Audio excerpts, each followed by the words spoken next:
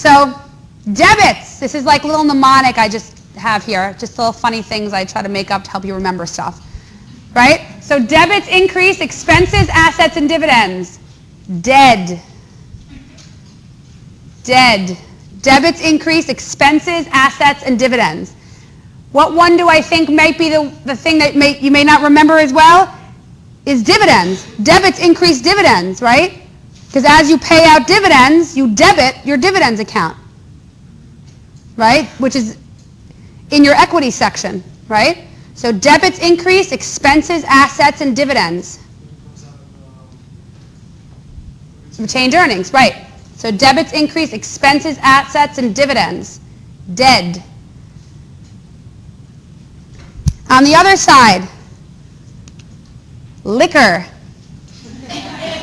Dead and liquor. Okay? So what do we credit? We credit liabilities, income, common stock, capital, owner's equity, retained earnings, revenues. Liquor. Dead and liquor. Yes? As what? It's just, I made up the mnemonic, so it's whatever it happens to be. Someone else made up another mnemonic. There you go. Yeah. You could use whatever works for you. Just little things, again, just to help you remember as you're learning. Like I said, most of you have taken one class, maybe two, maybe not taken them for over a year. These are just things to help you jump back on the bandwagon, on the accounting bandwagon. Now you'll remember all this stuff. Okay? Any questions on anything I've talked about? Okay. So now we're gonna play a game. And the game is called, does a debit increase or decrease? Wait, no, but I'm going to give you the item, right? It's not that easy of a game. Does it increase or decrease inventory? Increase. Yes.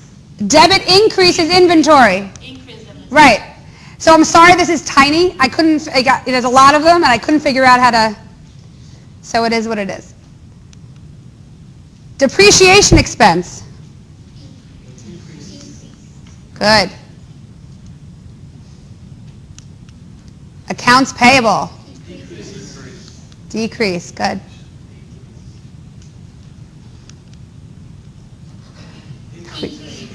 Good. Sales revenue. Good. Common stock. Decrease. Because what kind of account is common stock? It has a credit balance, because what kind of account is it? Equity, right? And equity accounts generally have a credit balance, right? Unless you're dealing with a loss. So when you issue common stock, you would increase it with credit, decrease it with a debit. Wages payable. Good. Cost of goods sold.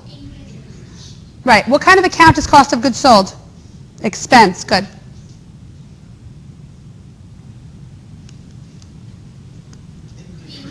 Good. Utilities expense. Increase. Good.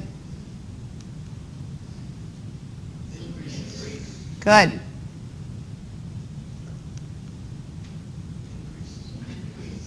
Good. Haven't talked about this one.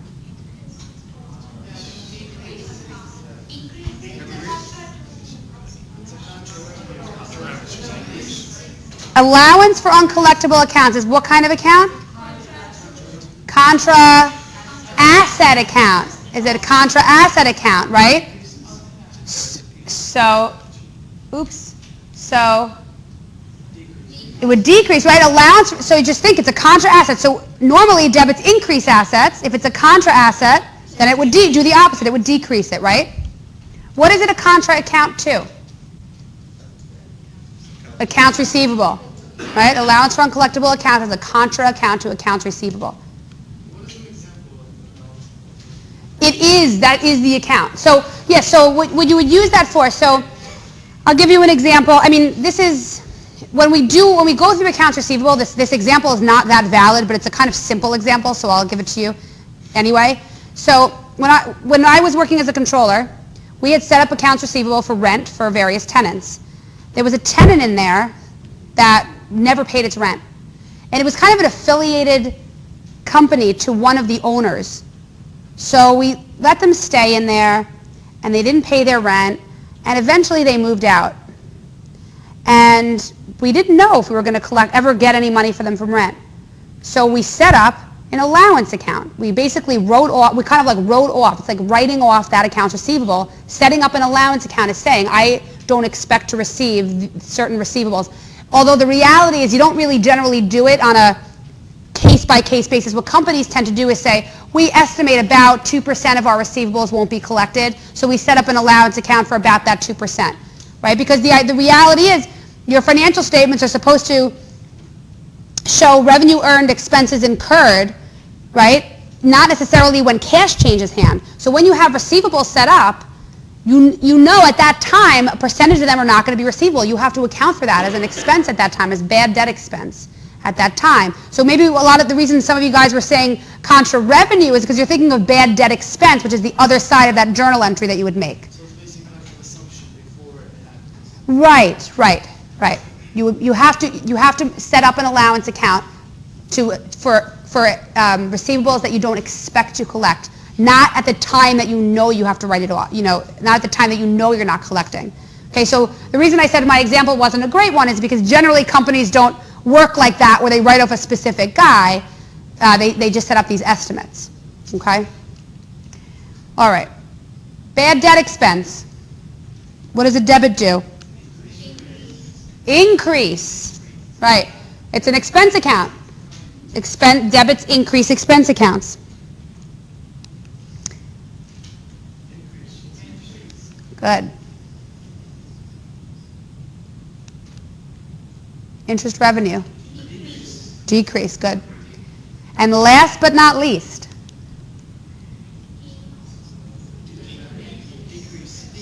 What kind of account is gain on this gain? It's a kind of revenue account, right? It goes on the income statement. Decrease, right? Okay. And we're going to go over this later, but I'll tell you now so that I can repeat it later, so then you'll be more likely to remember it. A gain on the sale of equipment.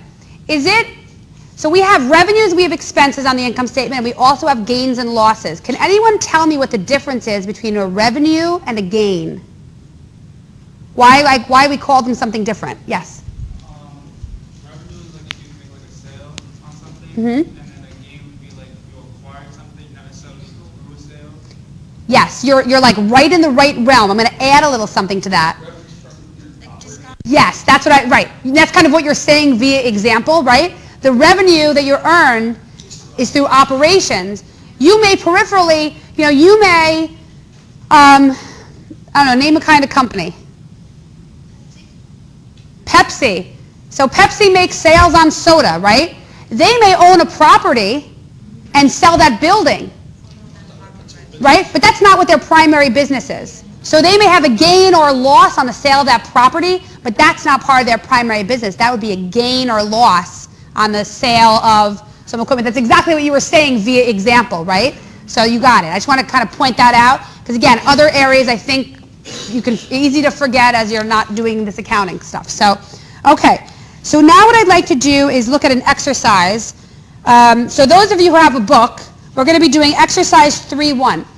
So what I'm going to try to do now is figure out how to put 3.1 up here so you can actually do it.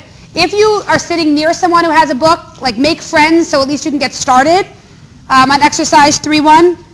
But in the meanwhile, I'm going to spend a couple of minutes trying to figure out how to get this to work. But again, so here on the second, they invested $30,000 in cash and equipment valued at $14,000 in the business.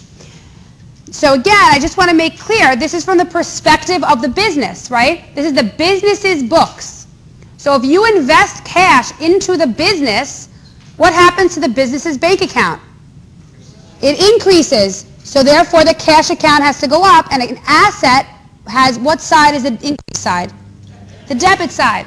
That's why you see we're debiting cash. It's the same for equipment, right? They're investing equipment.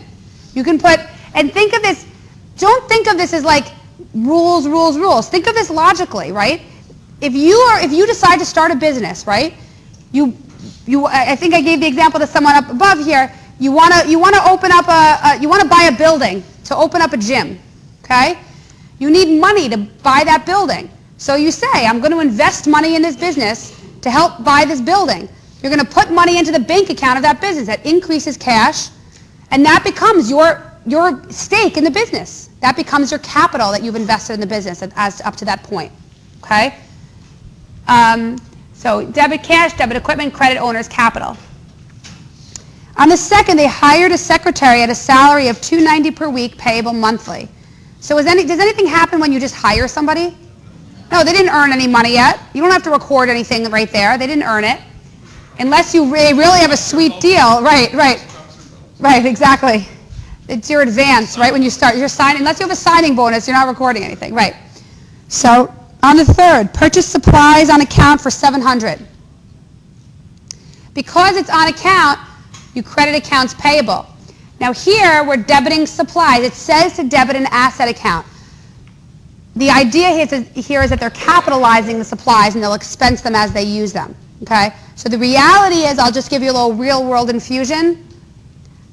I've never been at a company that's capitalizes their supplies. You just put it in supplies expense and you move on, right? Because who keeps track of these little things when you have a lot of things going on, right?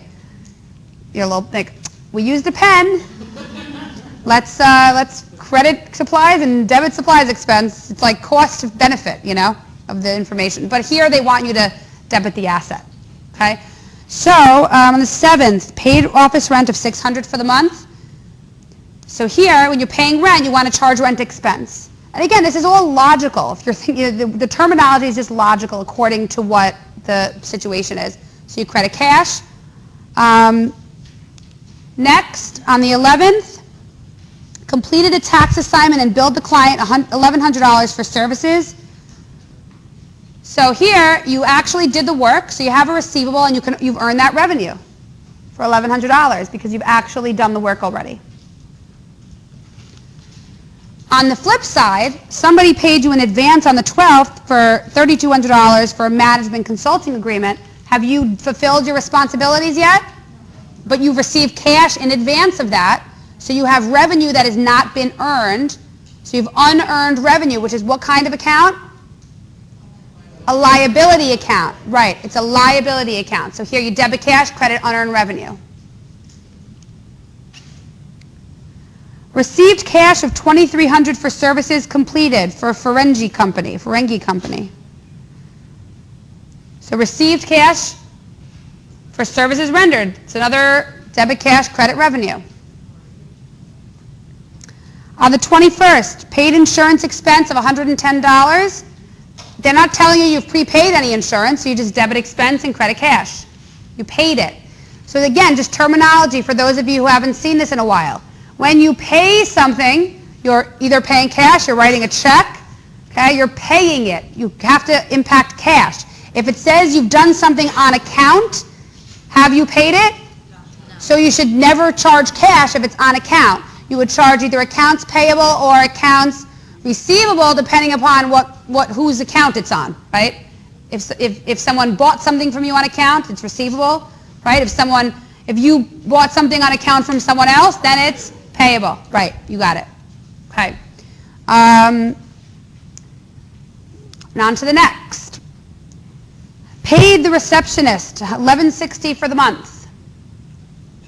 Debit expense, credit cash for the $1,160.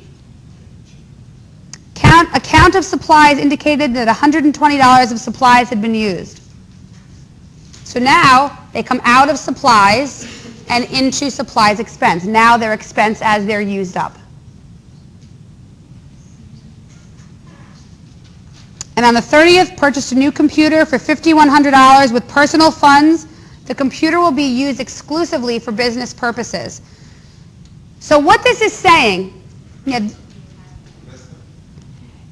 the owner is investing. So let's think of this in the simplest of ways. Let's not think of it how it happened. Let's say this business realized that they needed a computer for $5,100, and it was going to cost $5,100, and they didn't have that. So the owner said, I'm going to put $5,100 of my own money into the bank, and then the business is going to go buy a computer.